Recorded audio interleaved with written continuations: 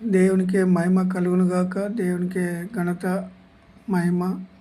సమస్త మానవులు దేవుణ్ణే పొగడాలి కానీ మనుషులను పొగడద్దు. ఎందుకంటే మనుషులు పొగిడే రోజులు వచ్చాయి ఇప్పుడు. కానీ దేవుడు సృష్టించాడు కదా సమస్త మానవులకు ఊపిరి దయచే దేవుడు. ఊపిరి ఎవరిస్తున్నారు? దేవుడు.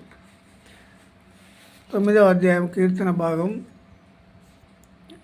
7వ వచనం. యెహోవా శాశ్వతముగా సింహాసనాసీనుడై ఉన్నాడు. శాశ్వతముగా ఉండే దేవుడు ఎవరు? యెహోవా. ఆయన తప్ప వేరొక్కరు ఎవరు శాశ్వతముగా ఉండేవారు కాదు. శాశ్వతముగా ఉండే దేవుడు,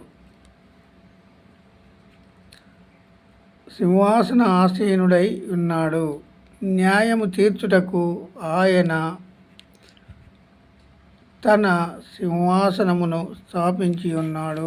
న్యాయము తీర్చు దేవుడు ఒకే ఒక్కడు. ఎవరు? ఆయన యేసుక్రీస్తు ప్రభు మాత్రమే న్యాయం తీర్చాలి. యెహోవా మాత్రమే. పరిశుద్ధాత్మే. 3 కలిపితే ఒకటి శరీరధారి అయి యేసుక్రీస్తు ప్రభు కనబడతాడు. ఒకటి ఆత్మస్వరూపి అయి 4000 సంవత్సరాలు అక్కడ ఇజ్రాయేల్ ప్రజలను నడిపించినట్టు కనబడతాడు. పరిశుద్ధాత్మ 2000 సంవత్సరాలు మనకిప్పుడు కనబడేది. 2025 సంవత్సరాల నుండి పరిశుద్ధాత్మ మనకు తోడై ఉన్నాడు. ప్రతి మానవునికి తోడై ఉండకపోతే ఏ మానవుడు బ్రతకడు. ఈ లోకంలో ఏ మానవుడు బ్రతకడు. బ్రతుకుతే గర్వం, అహంకారం మానవుడు చూయించేది. ఇప్పుడు యెహోవా శాశ్వతముగా ఉండేవాడు. భూమి లోకం పుట్టింపక మునుపు ఆయన మొదటగా ఉన్నవాడు అనువాడు, ఇప్పుడు ఉన్నవాడు అనువాడు, ఎప్పటికీ ఉన్నవాడే. దేవుడు కనిపెట్టకపోతే ఏ మానవుడు ఈ లోకంలో ఉండేవాడు కాడు. శాశ్వతముగా దేవుడు కనిపెట్టకపోతే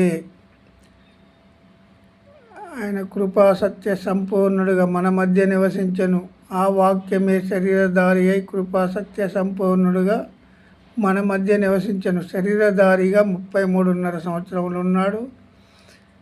ఈలోగు 3.5 సంవత్సరములు మానవులకు బోధించాడు. సమాధి చేయబడి 3వ దినమున తిరిగి లేచాడు. ఆయనను తిరిగి ఎవరు లేపారు? ఎవ్వరూ లేపలే. ఏ మానవుడు లేపలే. మానవులు అందరూ ఇప్పుడు నాటి నుండి నేటి వరకు సమాధిలో పోతారు. కానీ సమాధిని జయించిన దేవుడు ఒకే ఒక్కడు. ఎవరంటే యేసుక్రీస్తు ప్రభు. యేసుక్రీస్తు ప్రభు మాత్రమే జయించాడు. సమాధిని జయించింది ఎవరంటే జీవం గల దేవుడు కనుక జీవంతో మరణ శాసనం రాసిన వాడే మరణించితేనే కానీ మానవునికి పాప విమోచన లేదు. మరణ శాసనం రాసిన వాడు మరణించితేనే కానీ.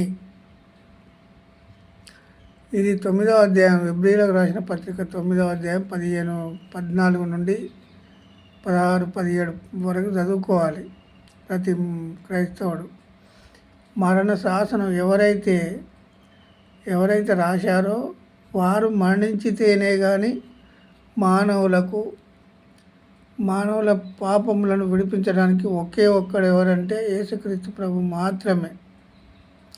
మనం నీళ్ళల్లో మునిగితే మన పాపాలు నీళ్ళు ఇచ్చింది దేవుడేనే. మళ్ళీ నీళ్ళల్లో మునగడం ఏంది? సమస్తము కలుగజేసింది ఎవరు? యేసుక్రీస్తు ప్రభు. ఆయన కలుగజేసిన దాన్ని ఆయనకు వ్యతిరేకంగా మాట్లాడే అనేక బోధకులు వచ్చారు. నాలో పాపం ఉన్నదని మీలో ఎవడు స్థాపించును అని సవాలు విసిరిన దేవుడు ఒకే ఒక్కడు. ఎవరు? యేసుక్రీస్తు ప్రభు. 8వ అధ్యాయం యోహాను సువార్తలో చదివితే యోహాను సువార్త చదవాలి 8వ అధ్యాయం. ఎందుకంటే ఈ మాటలు నా మాటలు కావు, దేవుని మాటలే. దేవుడు శాశ్వత కాలం ఉండును. ఏమని చెప్పిండు? యెహోవా శాశ్వతముగా సింహాసనాసీనుడై ఉన్నాడు. న్యాయం న్యాయం తీర్చుటకు ఆయన తన సింహాసనమును స్థాపించి ఉన్నాడు.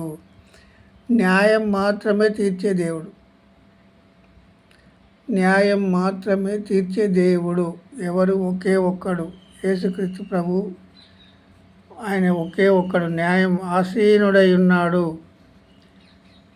యెహోవా నీతిని బట్టి లోకమునకు తీర్పు తీర్చును. ఎవరు తీర్పు తీర్చేది?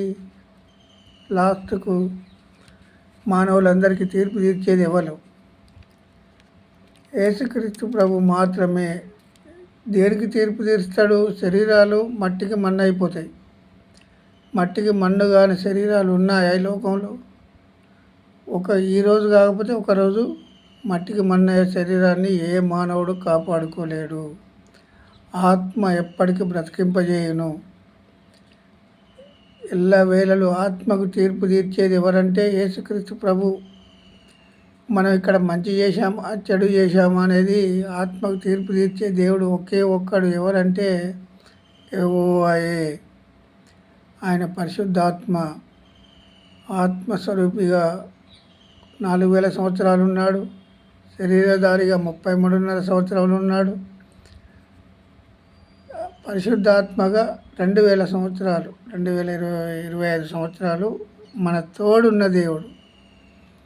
ప్రతి మానవుడు జీవంతో ఉన్నాడంటే దేవుని కృపాది. ఏదో నేను చెట్టుకు మొక్కితే బ్రతుకుతానా, నేను పుట్టకు మొక్కితే బతుకుతానా, నేను రాయికి మొక్కితే బతుకుతానా, నేను వెండి బంగారాలకు మొక్కితే బతుకుతానా, ఇవన్నీ ఏదీ లేదు. ఆయన నిద్రపుచ్చేది ఆయనే, నిద్ర నుండి లేపేది యేసుక్రీస్తు ప్రభువే. ఈ దినం చూస్తున్నామంటే దేవుని కృప. దేవుని కృప లేకపోతే ఏ మానవుడి లోకంలో ఉండేవాడు కాడు. దేవుని కృప లేకపోతే ఏ మానవుడి లోకంలో ఉండడు. దేవుని కృపతోటే సమస్త మానవులకు ఊపిరి దయచేయు దేవుడు. ఊపిరి లేని మానవుడు ఉన్నాడు ఈ లోకంలో? నాకు ఊపిరి వద్దు, నేను ఊపిరి తీసుకోను, ఆయన ఇచ్చే ఊపిరి నేను తీసుకోనంటే ఈ మానవుడు ఎక్కడ ఉండాలి? ఏం ఆలోచిస్తున్నాం మనం?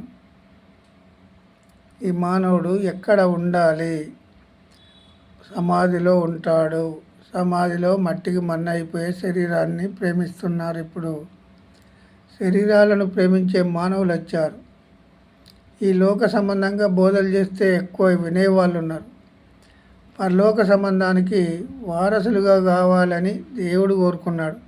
ఆయన శాశ్వతముగా ఉండే దేవుడు కనుక మనలను కూడా శాశ్వతముగా ఆయనతో ఉండాలని కోరుకున్నాడు. ప్రాణం పెట్టాడు. 2023 సంవత్సరాలు 25 సంవత్సరాల క్రితం ఈ లోకానికి వచ్చాడు. 33.5 సంవత్సరంలో ఈ లోకంలో ఉన్నాడు. మానవులందరి కొరకు ప్రాణం పెట్టాడు. తిరిగి లేచాడు. సమాధి నుండి జయించాడు. సమాధి జయించింది ఒకే ఒక్కడు ఎవరంటే యేసుక్రీస్తు ప్రభు మాత్రమే. మళ్ళా 40 దినములు కనబడి శిష్యులను లేపి ఆదిమ అపోస్తలులను లేపాడు. ఆదిమ అపోస్తలు హతసాక్షులు అయ్యే వరకు ప్రాణం పెట్టిన వాళ్ళు కూడా హతసాక్షులు అయ్యారు. మరి హతసాక్షులు అయ్యి మనలను ఇప్పుడు క్రైస్తవం వైపు నడిపించారు కదా. ఇప్పుడు దేవుడు సృష్టించిన సృష్టికర్త మానవుణ్ణి ఎప్పుడన్నా గుర్తు చేసుకుంటున్నామా మనం? ఎవరు తయారు చేశారు ముక్కును? ఎవరు కళ్ళు తయారు చేశారు? ఎవరు చెవులను తయారు చేశారు? ఎవరు నోరును తయారు చేశారు?